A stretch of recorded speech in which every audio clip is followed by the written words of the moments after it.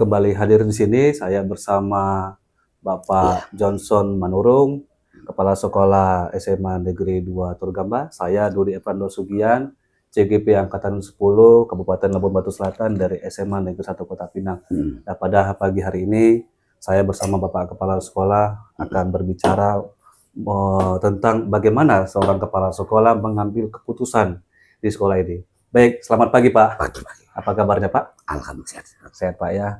Nah, sudah berapa lama Bapak menjadi kepala sekolah atau pimpinan di SMA ini Pak?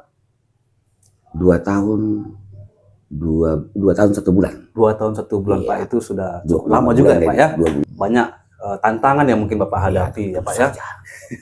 Kemudian perasaan dilema Pak. Mm-mm. Dilema etika ketika Bapak mau mengambil keputusan harus ada yang dipikirkan Pak. Nah, pagi ini Pak saya mau bertanya sama Bapak, ada pertanyaan yang saya ajukan, izin Pak ya. Yang pertama Pak, selama ini bagaimana Bapak dapat mengidentifikasi kasus-kasus yang merupakan dilema etika Pak, ataupun bujukan moral Pak? Oh ya, begini. Setiap satuan pendidikan itu pasti dia namanya berhubungan dengan antara manusia dengan manusia, pasti memiliki dilema ataupun tantangan ataupun hambatan. Iya. Maka saya sebagai kepala satuan pendidikan, pertama sekali saya datang ke sekolah ini ataupun sebelum di sekolah ini pun saya di sekolah yang awal, selalu saya perhatikan dulu yang paling utama lah karakter. Karakter ini merupakan yang paling utama yang harus kita selesaikan terlebih dahulu. Jadi setelah saya di sini terjadilah itu ataupun ada beberapa hal yang perlu saya perhatikan tentang karakter ataupun dilema etika itu atau moral itu. Maka terlebih dahulu saya apa langkah pertama saya lakukan? Berkoordinasi dengan pihak-pihak yang tergabung di sekolah tersebut. Misalkan itu wakil kesiswaan nanti bersama guru BK. Guru BK bersama dengan pembina OSIS bersama dengan wali kelas untuk mengidentifikasi, membantu saya mengidentifikasi apa kira-kira yang menjadi dilema etika di sekolah ataupun di sekolah ini. Jadi itu langkah yang pertama yang saya lakukan, berkoordinasi terlebih dahulu. Yang kedua, langkah yang kedua, apa yang saya lakukan untuk mengatasi itu? Saya langsung perhatikan, terjun langsung ke lapangan. Bisa itu berupa di barisan, ataupun bisa itu berupa di barisan anak-anak, ataupun bisa itu berupa ke dalam ruangan kelas. Kalau saya sendiri masuk ke dalam ruangan kelas pada awal-awal, saya perhatikan itu, saya pelajari sikap-sikap atau siswa. Apabila ada ditemukan di antara siswa itu yang memiliki sikap-sikap yang negatif ataupun tidak baik, maka itu menjadi skala prioritas kita untuk harus kita selesaikan ataupun kita sadarkan dia bahwa yang dilakukan adalah salah. Oke. Nah, jadi yang 2 hal itu yang paling utama yang saya lakukan di sekolah ini. Yang selanjutnya, apabila kalau misalnya nantinya terdapat bagaimana solusi menanganinya, maka saya menanganinya itu yang pertama sekali dengan wali kelas terlebih dahulu. Oke Pak. Wali kelas ke BK, BK ke kesiswaan baru ke saya, begitu dia. Berarti Bapak Demikian. membuat ada sistem koordinasi Pak ya, memanfaatkan Pasti. kolaboratif di sekolah ini. Pasti koordinasi Oke, Pak, baik, karena tidak mungkin saya kerjakan satu persatu itu. Iya betul Pak. Baik Pak, selama ini bagaimana Bapak ketika mengambil satu keputusan di sekolah Bapak, terutama untuk kasus-kasus di mana dalam kasus itu Pak ada 2 kepentingan. Ada 2 kepentingan yang sama benar atau sama-sama mengandung nilai kebajikan ya Pak? Nilai kebajikan. Langkah-langkah yang harus yang Bapak ambil dalam mengambil keputusan. Iya betul Pak. Begini, setiap kepala sekolah pasti kalau kita itu mengambil suatu kebijakan itu terlebih dahulu kita berkoordinasi terlebih dahulu dengan siswa, dengan guru-guru kita ataupun orang-orang yang terkait di situ. Tetapi perlu kita ingat, keputusan itu adalah itu tadi sebelum diambil keputusan. Tapi keputusan itulah ada buat kita. Dari mana itu? Dari masukan-masukan dari guru tadi. Pak, menurut saya begini kita buat ini. Menurut saya begini kita buat ini. ini Pak, anak ini sudah seperti ini apanya. Gimana menurut Bapak? Kan gitu. Artinya dari mereka yang saya tahu itu. Oh iya, iya betul. Dari mereka saya tahu itu baru ada usul-usul dari guru-guru. Baru nanti saya pertimbangkan yang mana yang lebih pantas untuk mau dilaksanakan dengan kesepakatan bersama guru. Iya, Begitu. iya. Jadi bukan keputusan itu sepihak, tidak. Kita mempatkan mereka, baru kita diskusikan kalau begini nantinya apa yang akan terjadi, kalau ini nanti apa yang akan terjadi, kalau ini apa yang terjadi, dipertimbangkan. Jadi harus memang sama-sama kita pilih, oh inilah kita pilih, pendapat ibu ini, pendapat bapak ini, tapi kalau sebelum saya putuskan, kalau ada nantinya bagaimana tidak lanjutnya, harus sama-sama kita berkolaborasi untuk menyelesaikan itu. Begitu dia. Oh berarti itu termasuk langkah-langkah prosedur yang Bapak Iya. lakukan ya Pak ya? Wajib itu, wajib harus kita manfaatkan mereka. Betul ya Pak. Nah, Kemudian Pak, hal-hal apa saja yang selama ini Bapak anggap yang menjadi efektif Pak dalam mengambil keputusan pada kasus-kasus dilema etika Pak? Yang paling efektif? yang menurut paling Bapak? efektif, yang paling efektif itu ya berdiskusi, Diskusi Pak ya. berdiskusi terutama kesiswaan, berdiskusi. Kalau selain itu tidak ada lagi Pak ya? Hah? Selain itu tidak ada lagi Pak? Diskusi dulu Oh, iya, dengan mereka. komunikasi Pak ya? Komunikasi baik dengan mereka dulu. Betul Pak. Karena Kemudian Pak, idenya itu kan terkadang kan dari mereka. Dari mereka ide itu. Iya. Begini aja Pak. Oh, saya pikirkan. Oh ya cocok, mainkan Pak. Iya. Gitu. Kemudian Pak, hal-hal apa saja Pak yang selama ini merupakan menjadi tantangan bagi Bapak dalam pengambilan keputusan? Oh ya, Pasti ada tantangan Pak ya? tentu setiap namanya kebijakan pasti ada tantangan. Iya Pak. Ya baik itu tantangan internal maupun eksternal. Tantangan eksternal ini biasanya ini datang dari masyarakat ataupun orang tua siswa. Iya, iya. Kita buat seperti ini, belum tentu mereka senang itu. Betul, betul. Kita buat seperti ini, belum tentu senang itu. Jadi, untuk mengatasi yang 450 sekian orang ini kan tidak bisa ini satu metode semua itu atau satu cara semuanya, tidak bisa. Nah, jadi, langkah-langkah yang mau kita buat apa? Ya, panggil dulu guru orang tuanya itu. Nah, bagaimana misalnya ini saya contohkan ini. Nah, kalau kita di sini Pak, yang ini siswa ini kita selalu ini memiliki masalah ataupun banyak yang memiliki masalah di sekolah. Maka untuk kita itu membuat kebijakan itu harus dulu dia berkoordinasi terlebih dahulu dengan orang tua siswanya. Iya, iya. Nah, sebelum kita buat keputusan itu, panggil dulu orang tuanya. Kita buat kesepakatan dulu bersama. Maka ini contohnya. Oh, iya. Pernyataan Pak ya? Iya. Pernyataan. Ini contohnya. Ini pas ada di meja ini beberapa yang belum selesai. Iya, iya. Ya kan? Saya buat. Jadi begitu ada masalah itu di situ, berjangan dilema buat kita. Betul, betul. Kalau nanti misalnya contohnya belum ada sosialisasi peraturan dengan orang tua dengan siswa, tiba-tiba kita hukum dia, orang tuanya nggak terima itu. Itu tadi eksternal itu. Iya, iya, iya. Tapi kalau udah kita buat dulu dia, sebelum ada masalah, udah tahu dia apa kira-kira yang janji dia di sini, begitu dia masalah kita panggil, dia nggak komen-komen lagi sama kita. Dia tunjukkan, ini siapa yang buat ini dulu. Iya, iya, betul. Jadi nggak biar ngelak. Iya, iya. Oh iya Pak, ya udah. Ya. Jadi artinya itulah dia eksternalnya itu. Orang tua siswa terkadang kita buat begini, nggak terima dia. Maka biar kuat kita buat dulu dia.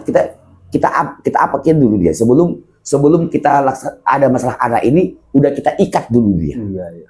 dengan janjinya, Iya. dengan pernyataan dia. Jadi begitu anak itu punya masalah, panggil orang tuanya, tengok berkasnya, tunjukkan ini dia punya dulu. Begitulah kita buat di sini. Itu yang eksternal. Yang internal, terkadang begini, ini mohon maaf ini. Iya Pak. Sudah kita sampaikan pun ini loh peraturan kita. Nah, kan gitu. Ini peraturan kita. Bapak Ibu tolong dipahami peraturan kita. Biar sepakat kita. Sejalan. Ya, ini yang internal. Biar sepakat kita ini harus terjalankan. Tapi nanti sebagian itu ada itu nggak ingat itu. Nah. Atau nggak ingat atau tidak mau tahu. Ini kan jadi masalah buat kita. Betul, betul, betul. Si A menegur. Contohnya misalnya bajumu nak. si B nggak menegur. Oh iya. Maka ini menjadi masalah ini. Kenapa masalah? Ibu aja yang sibuk. Ibu itu gak sibuk kok sama saya kok. Iya, iya, iya. Ini dari anak yang timbul. Iya, betul. Maka X dan in harus X dan in ini ada ini selalu. Tapi bagaimana cara mengatasinya? Maka selalulah kita itu mengingatkan kalau yang internalnya ini. Iya, iya. Begitu saya tengok mereka negor itu, saya selalu duduk di situ. Nah, seperti itu, guru ada gak dikerjakan nggak itu? Nggak dikerjakannya, dibiarkannya. Saya panggil. Kok nggak ibu ingatkan tadi anak itu? Oh iya pak, baru. Begitu. Iya, iya. Nah, kok nggak ibu ingatkan tadi anak itu? Iya. Oh iya pak, oh ya udah. Maaf pak, akan gitu kan?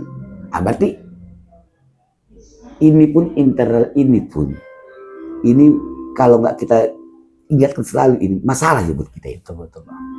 Kayak dikerjakannya dengan bagus. Jadi dengan cara seperti itu, ya, dengan cara seperti itu mengingatkan kita. Maka kalau saya Pak Dodi begitu sama mereka, nggak mau saya itu hanya dulu di sini, nggak mau saya itu di situ saya itu. Ya. Jadi biar saya tengok orang itu, Ya, betul. biar tahu saya itu sampai nggak dilaksanakan nggak apa yang saya bilang itu, begitu. Kalau nggak dilaksanakan saya tegur aja. Kok nggak panggil itu tadi anak? Iya, iya. Nah, itu simbol tadi Bapak tengok bukannya bagus, bukannya dipakainya. Kok nggak ibu ingatkan? Ibu kan piket. Iya, iya. Nah, jadi maka kalau sekarang Pak begitu ditengoknya, diingatkan ya itu. Artinya ada tantangan buat kita itu yang tidak mengerjakan itu, tapi begitu kita ingatkan selalu ada itu.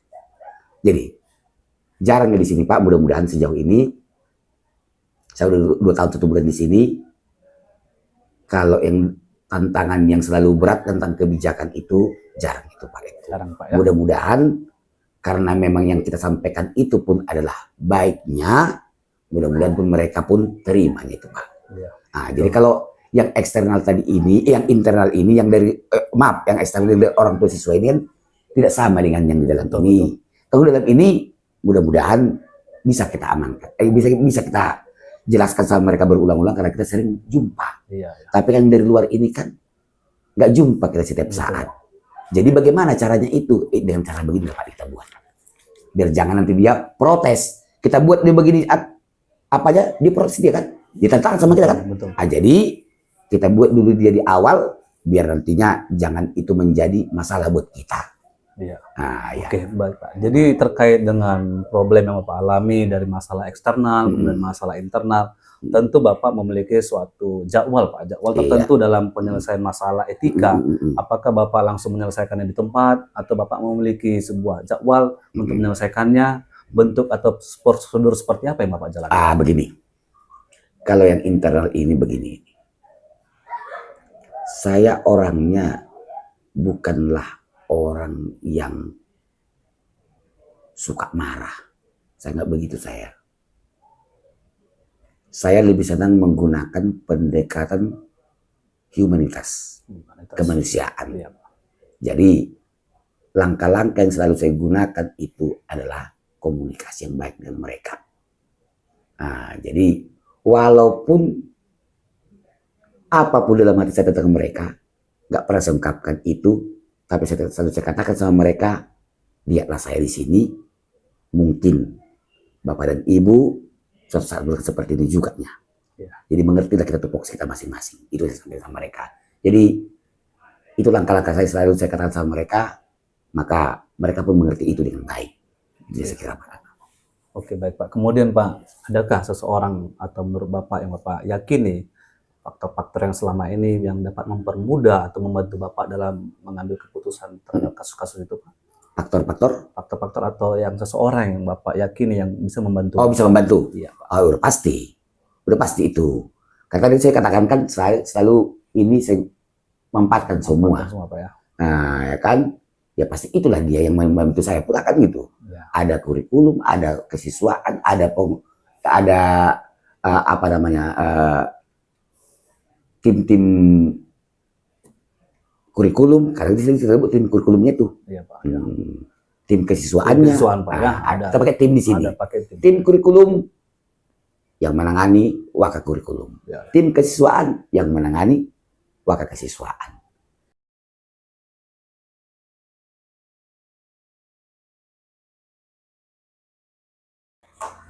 Selamat pagi untuk kita semua. Jadi hari ini saya dari CGP Angkatan 10 Kabupaten Labuan Batu Selatan dari SMA Negeri 1 Kota Pinang. Pagi ini saya akan mewawancarai Bapak Kepala Sekolah, Bapak Edi Sonti, Kepala SMA Negeri 1 Kota Pinang. Nah, kami hari ini akan berdiskusi tentang bagaimana sebagai kepala sekolah mengambil keputusan ketika dihadapkan suatu kepentingan ataupun keputusan ini yang mengalami dilema etika ataupun bujukan moral. Selamat pagi Pak. Pagi Pak. Ya. Ya, ada beberapa pertanyaan Pak ya untuk Bapak nanti saya ajukan. Tapi sebelumnya saya berterima kasih untuk Bapak atas kesediaan Bapak untuk berdiskusi dengan saya. Ada hal-hal yang kita bicarakan Pak, mungkin selama ini pengambilan keputusan ini kita sering dialami dengan dilema ya Pak ya. Ya Pak ya. Dilema etika, ya. Benar sama benar deh Pak. Atau bujukan moral ini benar dan salah. Nah, pertanyaan pertama Pak. Selama ini, bagaimana Bapak dapat mengidentifikasi kasus-kasus yang merupakan dilema etika atau pembangun moral, Pak? Oh, yang pertama Pak, tentu saya akan mempelajari kasus-kasus yang terjadi, terutama yang dilema etika. Setelah itu saya menyimpulkan kasus per kasus. Dari situ nanti saya ambil suatu keputusan yang merupakan solusi dari kasus, sehingga nanti didapatkan istilah win-win solution, tidak merugikan pihak-pihak yang terkait dengan kasus, demikian. Oh, berarti ada upaya, artinya tidak langsung ambil keputusan ya Pak ya? Iya, ya Pak. Mencari tahu dulu identifikasi kasusnya Pak ya, supaya berada merugikan. Bagus Pak. Kemudian selama ini Pak, bagaimana Bapak melakukan pengambilan keputusan di sekolah Bapak, terutama untuk kasus-kasus di mana ada dua kepentingan yang sama-sama benar, atau sama-sama mengandung nilai kebajikan Pak? Pertama Pak, saya akan mempelajari nilai-nilai kebaikan yang relevan dengan kasus, kemudian menerapkan nilai-nilai kebaikan itu dalam pengambilan keputusan. Selanjutnya juga saya mempertimbangkan sudut pandang dalam mengambil keputusan. Baru setelah itu saya melakukan suatu keputusan, dan setelah ada keputusan kami terapkan dan juga melakukan evaluasi terhadap keputusan. Oh, jadi ada unsur nilai-nilai yang Bapak pertahankan, yang nilai kebajikan ya Pak ya? Iya Pak ya. Betul, baik Pak. Kemudian Bapak, langkah-langkah atau prosedur seperti apa yang biasa Bapak lakukan selama ini Pak? Yang pertama Pak, saya mengidentifikasi masalah dulu ya. Baru yang kedua, melihat fakta yang relevan dengan masalah. Baru selanjutnya saya mengambil suatu keputusan yang katakanlah tidak menimbulkan dilema bagi yang berkasus, dan keputusan itulah nanti yang harus diterapkan di lapangan. Ya. Oke Pak. Bagus Pak. Kemudian Pak, hal-hal apa saja yang selama ini Bapak anggap itu sudah efektif dalam pengambilan keputusan pada kasus-kasus dilema etika itu Pak? Yang pertama saya menetapkan tujuan yang akan dicapai bersama, kemudian mengetahui kelebihan dan kekurangan daripada tujuan yang akan dicapai. Selanjutnya mempertimbangkan berbagai kemungkinan yang dapat terjadi, dan juga saya menyiapkan alternatif pilihan terhadap masalah-masalah yang terjadi Pak. Oh, berarti Bapak punya alternatif pilihan ya Pak ya? Iya Pak ya. Oke, baik Pak. Kemudian Pak, apakah Bapak memiliki sebuah tata kala atau jadwal tertentu dalam sebuah penyelesaian masalah etika? Apakah Bapak langsung menyelesaikan di tempat atau memiliki sebuah jadwal untuk menyelesaikannya? Bentuk atau prosedur seperti apa yang Bapak jalankan? Begini Pak, dalam penyelesaian suatu permasalahan, saya melihat tingkat kesulitan. Tingkat kesulitan permasalahan, baru setelah itu saya identifikasi. Kalau misalnya dia yang sifatnya kegiatannya rutin, saya akan membuat jadwal untuk penyelesaian masalah. Apabila dia bukan merupakan kegiatan rutin yang sifatnya cepat diselesaikan, maka saya akan mengadakan rapat dengan Dewan Guru untuk mengambil suatu keputusan. Oh, berarti keputusan itu tidak datang dari Bapak sendiri ya? Ada juga musyawarah dengan Dewan Guru Pak ya? Iya Pak ya. Oke, baik Pak. Adakah seseorang atau faktor-faktor apa yang selama ini mempermudah Bapak atau membantu Bapak dalam mengambil keputusan dalam kasus-kasus dilema etika Pak? Oh, yang pertama yang membantu saya dalam mengapakan dilema etika ini adalah saya melakukan kolaborasi dengan para wakil kepala sekolah, bahkan dengan Dewan Guru, sehingga didapatkan solusi yang tidak merugikan pihak-pihak yang bermasalah. Berarti ada unsur kolaboratif ya Pak ya? Ada. Oke, itu sangat bagus Pak ya. Kemudian Pak, terakhir Pak, pertanyaan dari saya Pak, dari semua hal yang telah Bapak sampaikan ini, pembelajaran apa yang dapat Bapak petik dari pengalaman Bapak dalam mengambil keputusan dilema etika Pak? Pengalaman yang dapat saya petik adalah bahwa setiap permasalahan itu harus kita selesaikan bersama secara kolaborasi ya, dengan pemangku kepentingan yang ada di sekolah, sehingga keputusan itu dapat menjadi keputusan yang diterima oleh semua pihak. Demikian Pak.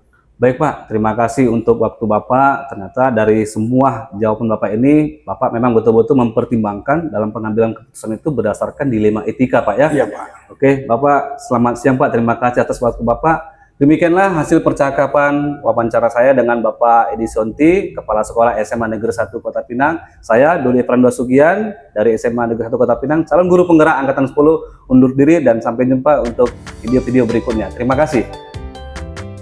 Terima kasih banyak Pak ya. Sama-sama Pak. Iya.